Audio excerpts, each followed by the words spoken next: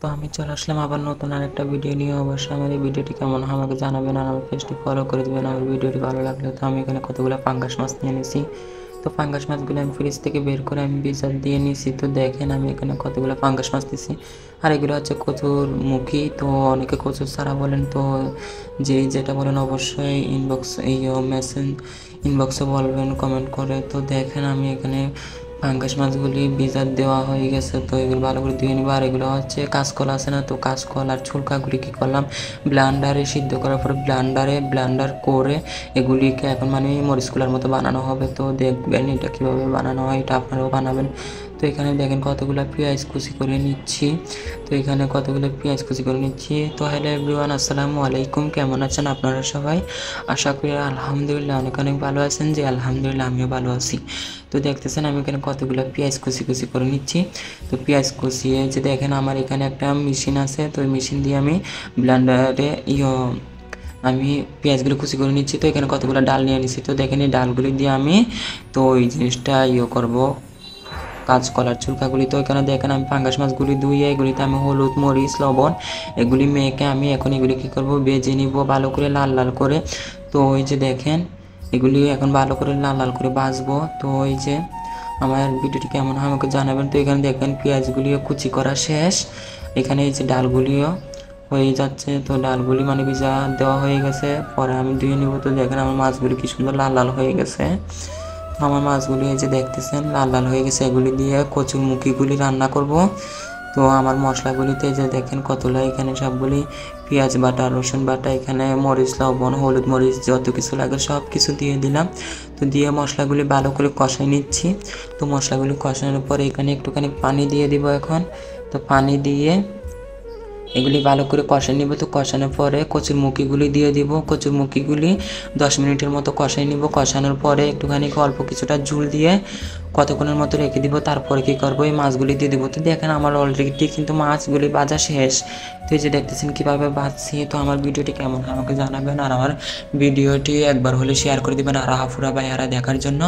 আর আমার পেজটি অবশ্যই ফলো করে দিবেন প্লিজ প্লিজ প্লিজ। আর আমার ভিডিওগুলি বেশি বেশি করে শেয়ার করবেন। তো এই যে দেখেন আমার কচুমুখিগুলি দিয়ে দিলাম। তো কচুমুখিগুলি এখন ভালো করে নেড়ে কষাই নিব অনেকক্ষণ। তো কষানোর পরে এগুলিতে মানে আমি ঝোল দিয়ে দিব। তো ঝোল দেওয়ার পরে যখন উতরানো হবে, তো যখন উতরাবে তখন আমি এটাতে কী করবো, মাছগুলি দিয়ে দিব। তো এই যে দেখতেছেন আমি ঝোল দিচ্ছি এখন। তো ভালো করে এগুলো কষানোর পর আমি ঝোল দিয়ে কী করবো, অনেকক্ষণ রেখে দিব।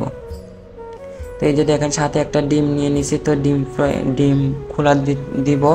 তার জন্য এখানে কাঁচামরিচ নিয়ে নিচ্ছি, তারপরে পেঁয়াজ কুচি নিয়ে নিচ্ছি, একটুখানি হলুদের গুঁড়া একটুখানি গুঁড়া মরিচের গুঁড়া দিয়ে তারপর ফ্রাই প্যানের মধ্যে তেল দিয়ে তো এগুলি কী করছে আমি ডিমটাকে ভেজে নেবো ভালো করে। তো দেখেন আমার ডিমটা কিন্তু অলরেডি ভাজা শেষ, কত সুন্দর লাগতেছে। তো অবশ্যই বলবেন। তো এই যে দেখেন আমার আজকে কী রান্না করি সেটা আপনাদের সাথে শেয়ার করতেছি। তো এই যে দেখতেছেন আমার ডিমটা কিন্তু অলরেডি ভাজা শেষ।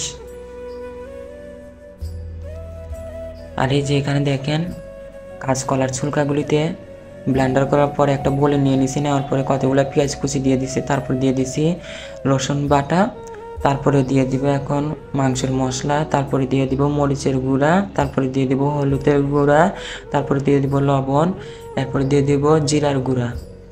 তো আপনারাও এরকম সবাই এই জিনিসটা রান্না করবেন। অবশ্যই আপনাদেরও এটা খেতে ভালো লাগবে, শরীরের জন্য এটা খেতে অনেক ভালো।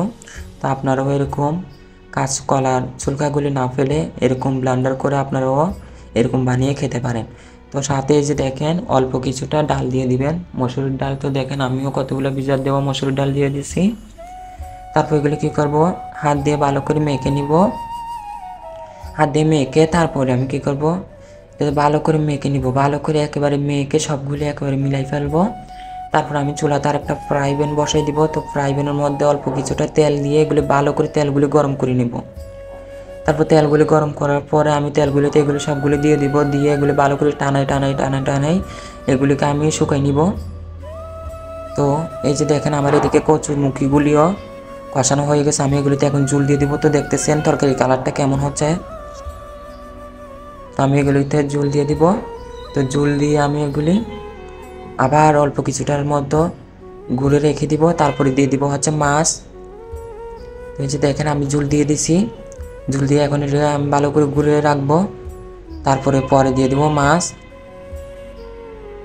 এই যে দেখেন আমার তরকারিটা উতরানোর পরে যে দেখেন আমি মাছ দিয়ে দিছি।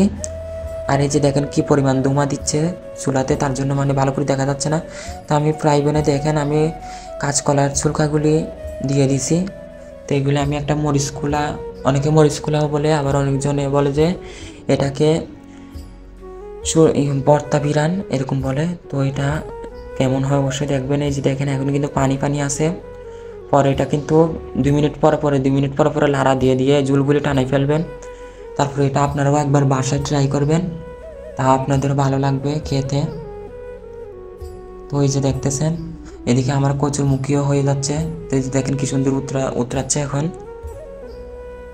তারপরে দিয়ে দিলাম ধনিয়া পাতা দেওয়ার পরে এই যে দেখেন আমার চাটনি বিরানগুলি কত সুন্দর টেনে গেছে। তো ওইগুলিকে আরও ভালো করে টেনে নিব। তো দেখেন অলরেডি টেনে গেছে। তো এই যে দেখেন সাথে আমার তরকারিটাও হয়ে গেছে। তো অবশ্যই আজকে কী কী রান্না করছি অবশ্যই সেটা আপনাদের সাথে শেয়ার করছি। এই যে আমার তরকারিগুলি রান্না করা শেষ। তো এই যে দেখেন চাটনি বিরান তরকারি রান্না করা শেষ। সব ভালো থাকবেন। আল্লাহ হাফিজ, আসসালামু আলাইকুম।